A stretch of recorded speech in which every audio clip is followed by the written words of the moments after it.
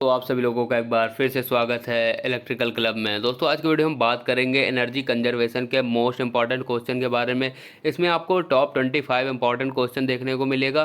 साथ ही आप लोग को बता दूंगा कि कौन कौन से जो हैं 5 से 10 क्वेश्चन जो इस बार आपके एग्ज़ाम में आने के चांसेस हैं। अदरवाइज ये जितने भी क्वेश्चन हैं इसमें आप लोग का पेपर इससे बाहर नहीं आएगा। सारे क्वेश्चन जो हैं इसी पीडीएफ से रिलेटेड ही आने वाले हैं। तो दोस्तों चलिए सबसे पहले हम लोग बात कर लेते हैं। पहला क्वेश्चन है यहाँ पर, ग्रीन हाउस प्रभाव को समझाइए। सबसे ज़्यादा इंपॉर्टेंट और काफ़ी बार पूछा गया है ये कि ग्रीन हाउस इफेक्ट क्या होता है, इसको समझाइए। सेकेंड है ऊर्जा दक्ष मोटर के लाभ लिखिए। थर्ड है हमारा मानक तथा लेबलिंग को समझाइए। फोर्थ है ऊर्जा दक्ष ट्रांसफार्मर को समझाइए।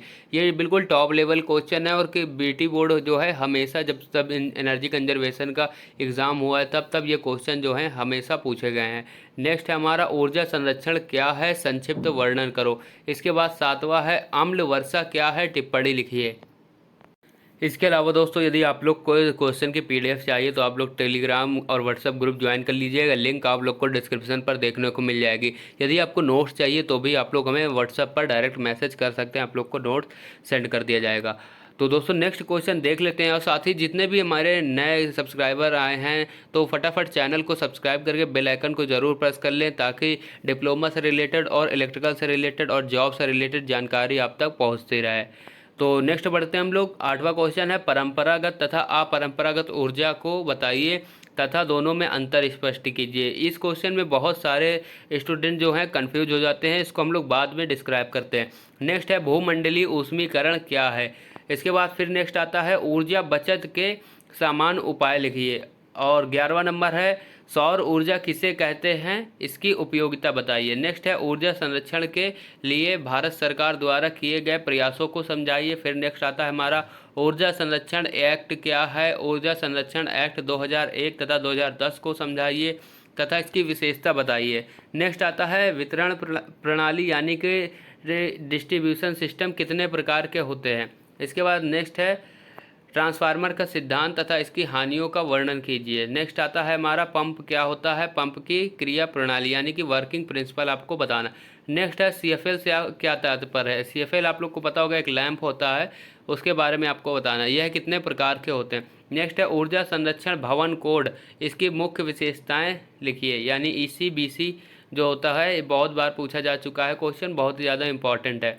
नेक्स्ट आता है एलईडी के कार्य का वर्णन करो। दोस्तों जितने भी आप लोग को क्वेश्चन बता रहा हूँ ये जो बीटी यूपी का इतिहास रहा है एनर्जी कंजर्वेशन के एग्ज़ाम पे, वो यही टॉप 25 क्वेश्चन को घुमा घुमा करके आप लोग को 15 क्वेश्चन देता है जिसमें आपको 10 करना होता है। तो पेपर इससे आप लोग का बाहर नहीं जाने वाला है। आप लोग ये पूरा एक बार यदि क्वेश्चन अच्छे से पढ़ लेंगे और इन्हीं के बिहाफ पे आप लोग आंसर पढ़ लेंगे थोड़ा बहुत भी, तो आप लोग का पेपर जो है अच्छा हो जाएगा। 40 से 45 नंबर का आराम से आप लोग का हो जाएगा।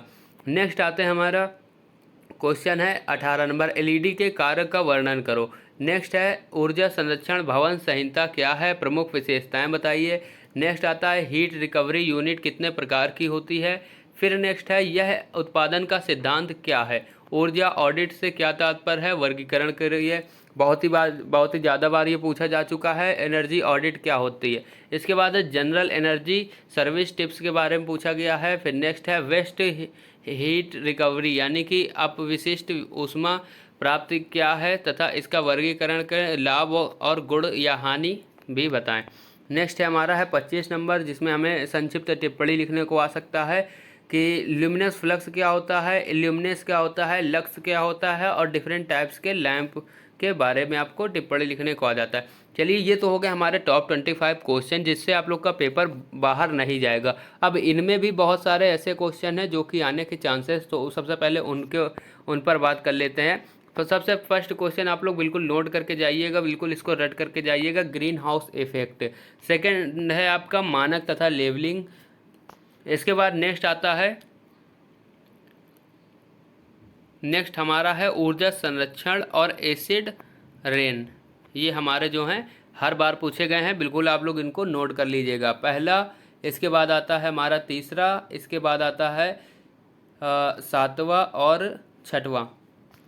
चलिए आगे बढ़ते हैं हम लोग, आगे बढ़ते हैं। यहाँ पर देखते हैं 8वां नंबर भी बहुत बार पूछा गया तो आप लोग इसको भी पढ़ कर के जाइएगा। इसको भी बिल्कुल मत छोड़िएगा। इसमें क्वेश्चन को कई बार घुमा देता है। यदि आप इलेक्ट्रिकल के स्टूडेंट हैं तो ये आपके जीवन में बहुत ही ज़्यादा काम आते हैं। परंपरागत तथा अपरंपरागत ऊर्जा के स्रोत जो होते हैं इनको कई बार रिन्यूएबल और नॉन रिन्यूएबल भी बोला जाता है, या नवीकरणीय, गैर नवीकरणीय, तो इन्हें बोला जाता है। परंपरागत का अर्थ वह होता है वह ऐसे स्रोत ऊर्जा के जो परंपरा से चले आ रहे हैं, जैसे कि पेट्रोल, डीजल, जो भी हमारा प्राकृतिक रूप से मिलता है वो परंपरा से चला आ रहा है, उसी का हम लोग अभी तक यूज करते आ रहे हैं। लेकिन अपरंपरागत का मतलब होता है जो अभी अभी स्टार्ट हुआ है, जो परंपरा से नहीं चला आ रहा है, जैसे कि सौर ऊर्जा हो गई, टाइडल एनर्जी, समुद्र से हम लोग ऊर्जा उत्पन्न करते हैं, पवन से ऊर्जा उत्पन्न करते हैं, तो ये हमारे क्या होते हैं, अपरंपरागत। अपरंपरागत को ही नवीकरणीय कहते हैं, यानी कि नवीन, अभी जो इसका निर्माण हुआ है। और गैर नवीकरणीय यानी कि परंपरागत। तो इसमें क्वेश्चन को कई बार उलट देता है, तो आप लोग इस पर बिल्कुल कंफ्यूज मत होइएगा। नेक्स्ट है भूमंडलीय ऊष्मीकरण। ये तो आप लोग का कम इम्पॉर्टेंट है। नेक्स्ट देखते हैं, नेक्स्ट आता है आप लोग का 13 नंबर, सबसे ज़्यादा बार पूछा गया और सबसे ज़्यादा इम्पॉर्टेंट। आप लोग इसको बिल्कुल रट करके जाइएगा, बहुत बार पूछा गया है। थोड़ा सा क्वेश्चन का इसका आंसर जो आप पढ़ेंगे तो थोड़ा हार्ड लगेगा, लेकिन ये आप लोग बिल्कुल थोड़ा बहुत ही पढ़ के जाइए, लेकिन पढ़ करके जरूर जाइएगा। ये ऊर्जा संरक्षण एक्ट क्या है? ऊर्जा संरक्षण एक्ट 2001 तथा 2010 को समझाइए तथा इसकी विशेषताएं बताइए।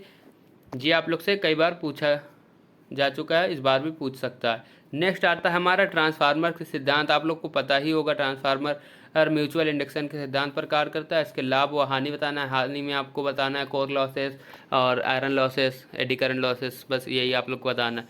पंप के बारे में आप लोग लिख सकते हैं। CFL भी पूछा जा चुका है कई बार। क्लोरोफ्लोरोसेंट लैंप, इस तरह कुछ बोलते हैं आप, तो ये भी कई बार पूछा जा चुका है। ये आप लोग 18 नंबर बिल्कुल नोट कर लीजिएगा, ये भी कई बार पूछा गया है और इस बार भी पूछा जा सकता है। ऊर्जा संरक्षण भवन कोड, जिसे ECBC बोलते हैं, एनर्जी कंजर्वेशन बिल्डिंग कोड, तो ये भी कई बार पूछा जा चुका है। नेक्स्ट है LED लाइट इमिटिंग डायोड, इसके भी आप लोग को आना चाहिए। ऊर्जा संरक्षण भवन संहिता क्या है, ये भी आप लोग नोट कर लीजिएगा। बस इतने आप लोग यदि पढ़ कर के जाएंगे तो आसानी से पास हो जाएंगे। और यदि सारे क्वेश्चन आप लोग पढ़ के जाते हैं तो 45 नंबर तो आपके कहीं नहीं गए। राइटिंग की मान लीजिए थोड़े बहुत कट भी गए तो 40 से 45 तो आना ही आना है। एक क्वेश्चन आप लोग ये 22 नंबर भी नोट कर लीजिएगा, एनर्जी ऑडिट भी कई बार पूछता है, तो एनर्जी ऑडिट जो है आप लोग पढ़ कर जाइएगा। तो दोस्तों वीडियो कैसी लगी हमें कमेंट करके ज़रूर बताइएगा। अगर वीडियो पसंद आए तो लाइक करें, अपने दोस्तों के साथ भी शेयर कर दें ताकि उनकी भी हेल्प हो सके। अगर क्वेश्चन पसंद आए हो उनको भी यदि ये बताना हो कि ये क्वेश्चन पढ़ के जाओ तो उनको भी फटाफट शेयर कर देना। और चैनल को सब्सक्राइब जरूर कर देना। आप लोग सब्सक्राइब करना भूल जाते हैं, ताकि आप लोग के आने वाले सभी पेपर की जो है प्रिपरेशन अच्छे से हो सके, क्वेश्चन आंसर मिल जाए, नोट्स मिल जाए, टाइम पर PDF मिल जाए। तो आप लोग इसलिए चैनल को सब्सक्राइब कर लीजिएगा। तो मिलते हैं नेक्स्ट वीडियो में, तब तक के लिए जय हिंद।